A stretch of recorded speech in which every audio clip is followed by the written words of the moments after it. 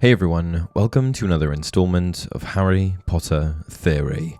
Today, we're going to once again be discussing plot holes from the Harry Potter movies. Why did Harry lie to Hedwig? And what mysterious Horcrux should have been destroyed? We'll answer those questions and more when we take a look at some big and small plot holes from the Chamber of Secrets film. 8. You don't need glasses with Polyjuice. Polyjuice potion is one of those classic concoctions that seems to open itself up to a ton of tiny plot holes. And when we look at how the magical potion was used in the Chamber of Secrets, this trend continues. At one point, Harry and Ron chug down a draft of Polyjuice and transform into copies of Crabbe and Goyle, but there's a small inconsistency with the whole scene. When Harry transforms, he forgets to take off his glasses, which doesn't really make sense. Since it's been long established that eyesight is one of the traits that transforms after you consume Polyjuice potion, then Harry should have immediately noticed that he didn't need his glasses. Unless Malfoy's lackeys also suffered from poor vision and simply never wore glasses because they were too vain, and didn't want to be teased by Draco. 7. Harry lied to Hedwig. Long before Harry had any inkling that a basilisk lived in the dungeons of Hogwarts, he was busy, suffering through the summer months amongst the muggles. At one point, while sitting alongside Hedwig, the owl seemed to make a gesture towards Harry, almost as if she was asking to be released from her cage, so she could enjoy a quick flight. But Harry didn't open the small door to her cage. Instead, he simply stated to Hedwig that he wasn't allowed to use magic outside of Hogwarts. But if you think about it, why would Harry need to use magic in order to open her cage? All he needed was a tiny key, which was clearly visible. Either Harry lied because he didn't want to deal with taking his pet for a flight, or something else was afoot. 6. How did nearly Headless Nick recover? Whenever a poor, helpless victim stared into the eyes of a basilisk, they were sure to die. That's what made the massive serpent such a terrifying beast. But during Harry's second year at Hogwarts, the students and creatures who were struck by the basilisk's gaze were lucky to avoid it directly. They simply saw the dark snake's eyes through a reflection, which spared them from death. Instead, these victims were petrified and stuck in a suspended state. But besides these fortunate living beings, there was one undead spirit who met the basilisk's eyes, straight on, nearly Headless Nick. Since Nick was already dead, the basilisk's gaze wasn't able to push him further away from the living world. Instead, it seemed to petrify him as well. Now, those among the living who saw the basilisk's gaze had a long, difficult road to recovery. They managed to be cured through the meticulous witchcraft of Madame Pomfrey in Hogwarts Hospital Wing. But those elixirs and remedies must not have had much of an effect on ghosts.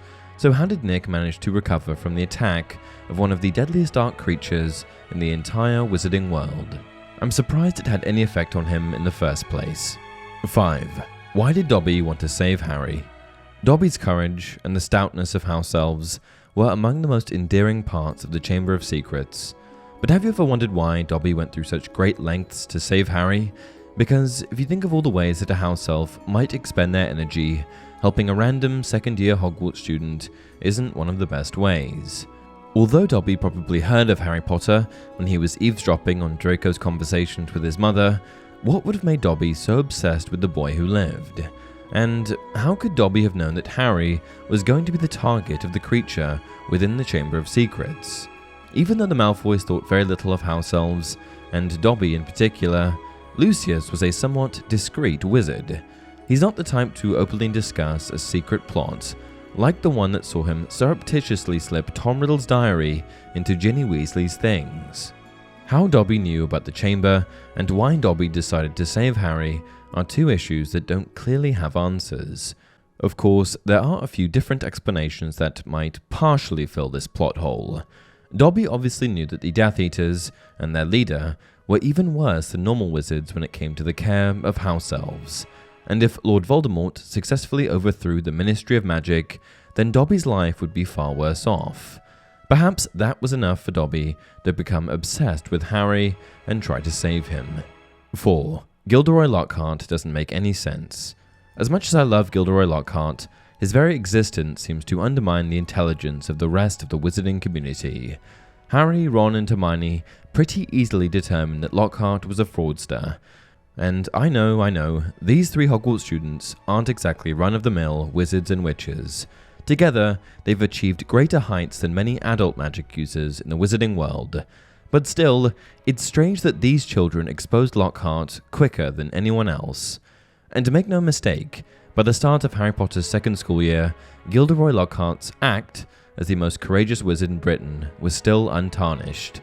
After all, besides Albus Dumbledore, few wizards even suspected that Lockhart's achievements weren't his own, and even Dumbledore's perspective on the matter wasn't fully explained until J.K. Rowling penned a separate piece explaining why the wise old wizard would have wasted his students' time with such a worthless professor. Sure, some like Severus Snape had their doubts, but it's pretty strange that the rest of the Hogwarts faculty didn't see right through Lockhart and immediately request his dismissal from the school. Perhaps they kept their mouths shut out of respect for Dumbledore.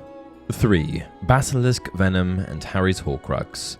In the depths of Hogwarts, while fending off the Basilisk in the Chamber of Secrets, Harry struggled to keep the serpent at bay, and in the end, when he struck a killing blow on the snake, Harry himself received a mortal wound. One of the dark creature's fangs pierced Harry's skin and injected him with the infamous Basilisk venom. From that moment, only a few minutes would pass until Harry met certain death. Of course, Fawkes, the Phoenix who fought by Albus Dumbledore's side time and time again, intervened. His tears healed Harry's wounds before the venom brought him to the other side. But that opens up a few questions. As we know, Basilisk venom is one of the only materials capable of destroying Horcruxes. In fact, when Harry, Ron and Hermione scour the British countryside during the events of the Deathly Hallows, it's almost exclusively Basilisk venom and the venom powers passed on to Gryffindor's sword that they use. So, shouldn't the venom have killed the bit of Voldemort's soul that had latched onto Harry? Eventually, J.K. Rowling was forced to answer this question, but that answer only seemed to justify the Horcrux's continued existence on a technicality.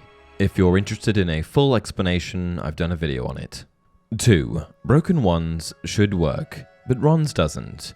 Throughout the Chamber of Secrets, Ron Weasley stoically faces life at Hogwarts with a broken wand.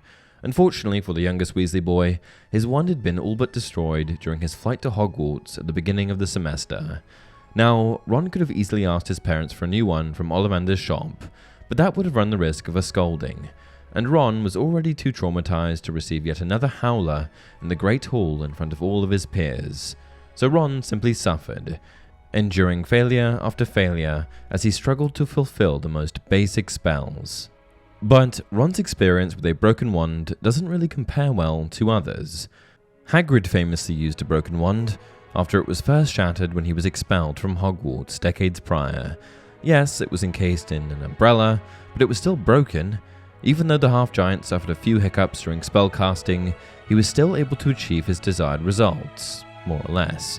So that makes you wonder, why was Ron's wand so bad? Is this just a simple plot hole, or was Ron's wand constructed of inferior equipment? Or, more likely, was Ron's own inexperience the reason why his broken wand performed so poorly? If he had been a more experienced wizard, would he have cast better spells, despite the sad state of his wand? 1. The Basilisk's size. By the end of the Chamber of Secrets, the voices that Harry Potter hears within the walls were explained. It was a basilisk, and its voice didn't come from the walls, but from the nooks, crannies, and pipes that laid beyond it. But if you know anything about indoor plumbing, then you'd realize that pipes are really, really small. Oftentimes, even commercial-grade plumbing is only a few inches in diameter. Relatively normal, non-exotic snakes have been known to get stuck in commercial plumbing, and it's required expensive plumbers to yank them out. So how could a basilisk, which was larger than many of the wingless dragons that populated Hungary, fit in such tiny spaces? Well, the simple answer is that it couldn't. Even underground pipes might not have fit the massive beast. So how was it able to navigate around Hogwarts and pop up where students, and cats, least expected it? As a fantastical realm, even the sewage system within Hogwarts was gigantic, and dare I say, majestic. There were certainly places that a basilisk could have fit, but the bathroom pipes don't seem like one. And there you have it, 8 plot holes from the Harry Potter and the Chamber of Secrets film. What do you think? Which of these plot holes could you explain away, and which are just too clunky to solve? Let me know in the comments below. And if you have any favourite plot holes of your own, make sure you share those as well. Until next time, remember, it does not do to dwell on dreams and forget to live.